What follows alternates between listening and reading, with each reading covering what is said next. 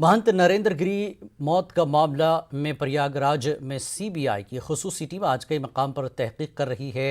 निरंजनी अखाड़े के संतों से पूछताछ हो रही है। वहीं जराये के हवाले से ये भी इंकशाफ हुआ है कि नरेंद्र गिरी को किसी सियासी शख्सियत की जानिब से फाहिश वीडियो चैट दिखाकर खौफजदा किया गया था और इस फाहिश वीडियो से महंत नरेंद्र गिरी काफ़ी परेशान थे।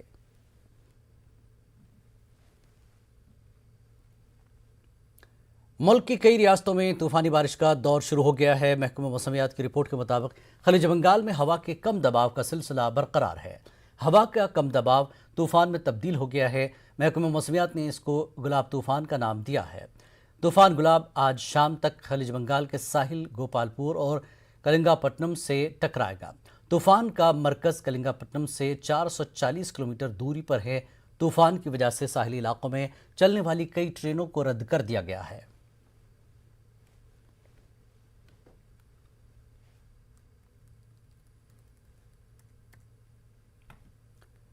श्रीनगर में डल झील पर आज शानदार पैमाने पर